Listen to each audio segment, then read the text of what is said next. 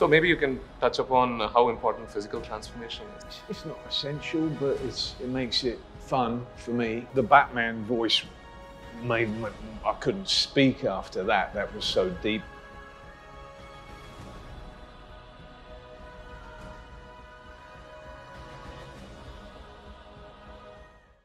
Hi, this is Sudhir Srinivasan, and this is Cinema Express, the cinema division of the New Indian Express. Welcome to India First. Thank you. I have to ask you if you're aware of all these collages of your looks from various films getting circulated. So maybe you can touch upon how important physical transformation is for roles generally. You know, it's not essential, but it makes it fun for me. You know, I guess there's no more different of a look than a panther than anything I've done before. There's many different approaches to acting. One of the ones that I like most is to try to remove myself from it as much as possible. So when you're looking in the mirror and it doesn't look like you, that's a great help. Right.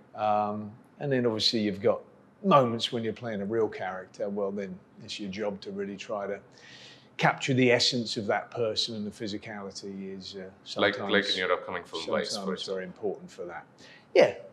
You know, Right. you don't want to do a impersonation, but you want to try and inhabit and get that essence if it's possible. So about Mowgli, you voiced a character called Bagheera, the panther.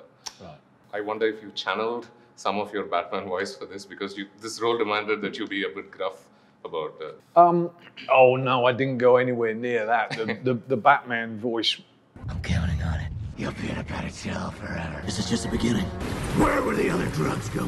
Where are they? Where are they? Where's the trigger? He must have friends. Let her go. I couldn't speak after that. That was so deep. No, this was just something where, you know, certainly Bagheera is a very profound character. He's a very strong individual. The book describes his voice as sounding like the drip of honey, and he can be very avuncular and soothing, but he can be terrifying as well. You know, he's as cunning as Tabaki, but bold as well, and reckless at times. And everybody fears him except for Mowgli. Right. I just wanted to find a voice that was at once authoritative, but at the same time soothing. And he calls Mowgli little brother. Yes. So that's a very endearing term, and something that can be a soothing place for Mowgli. There was a bit I found very interesting somewhere at the beginning of the film. It's about Mowgli's test, and there's a small portion where Bagheera is almost taken in by the moment. You almost wonder if he's probably taken that hunt a bit too seriously. So this dichotomy between a well-meaning protector and the beast that Bagheera is, who's trying to. What did you make of it? How? Well, I think the film, you know, it on the one hand, it's just a wonderful adventure of something that I think is within all of us, the joy of feeling wild, of running wild, of fighting and playing, that certainly youngsters have and adults have, but we suppress it so much. And there's a sort of a wildness and howling at the moon. And the duality as well of somebody like Bagheera, who we then later learn has actually had a lot of pain in his past, is a wounded individual in many ways, and like we all do, has very many facets to him, and he's got a very caring side, but also part of his caring is that it can be cruel to be kind. That if Mowgli is truly to survive, he has to treat him like he would anyone else, and he cares so much about him that he's actually going to give him a tougher time. And he has inside of him, the hunter, the predator that is used to, killing and dragging up the tree, his prey. And he must show Mowgli that side, or else someone else is going to show it who really is going to kill him. It's interesting that you touched upon Bagheera's past, because it seems to me that there's a beautiful yin-yang relationship going on between Bagheera and Mowgli. Because Bagheera grows up elsewhere and then returns home, and then he grows up here, but he has to, go figure out where home is. Yes, both of them have had that Right. Issue. Both have lost parents right, with Right. Bagheera. You know, his mother died in the cages of the humans, and Bagheera bided his time until one day he just, with one blow, showing he could have done it at any time, broke the lock Right. and escaped, and then adapted to becoming a wild panther. And Mowgli equally is trying to find where he belongs and trying to adapt as well. I also noticed that Bagheera in one scene gives a word of advice to Mowgli. He says, "You know what? Stop fighting. Right. You know, sort of accept what's going on," which is what I did when I. Right. Yes. Well, you know, Mowgli has a number of parental figures within the jungle.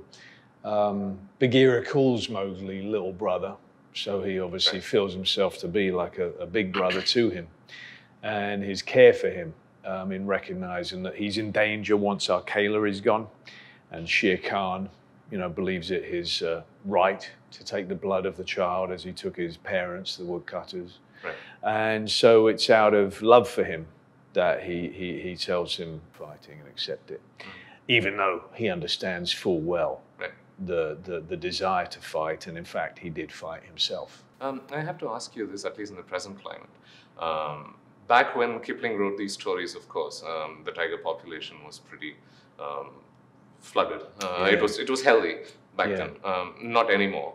So while you know the panther character you play is obviously a good character, what do you make of the vilification of the tiger in the story?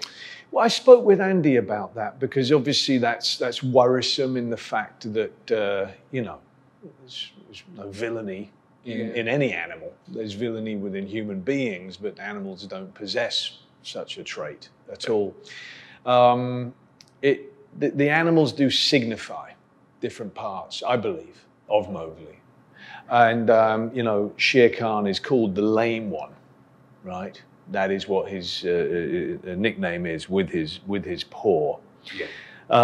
But he's somebody who, I see correlations between him and Bagheera, in that Bagheera has been wounded by life, but has turned it into something positive. Shere Khan has been wounded by life, but has held on to a bitterness and a hatred. Right. And I hope that people won't take that to be a vilification of tigers in general, rather than just personalities of how you deal with damage from your past, and that it will continue to destroy you if you obsess on it and let it grow into hatred, versus letting it turn into love and forgiveness as Bagheera does, you know. It's also a truism, though, isn't it, that is happening in modern day India, where tigers are far less able to adapt to modern life as leopards. My understanding is that leopards are actually starting to live together more in packs and ignore each other where they are animals of solitude, but also use the cities as a new source of food, whether that's positive and it can be incredibly dangerous for humans.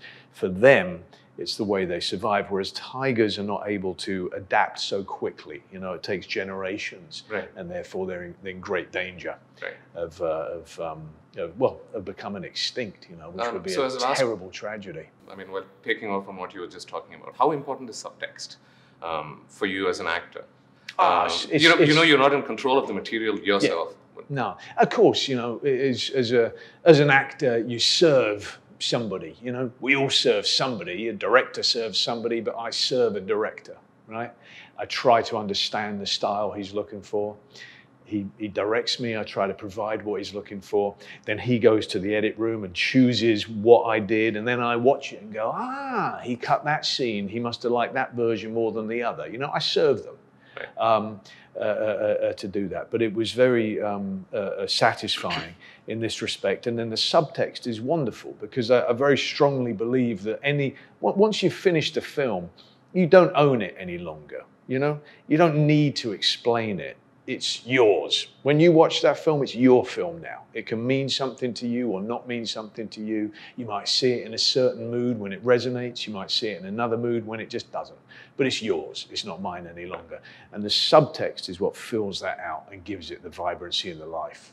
Excellent. Thank you so much for this conversation. Thank you. Cheers.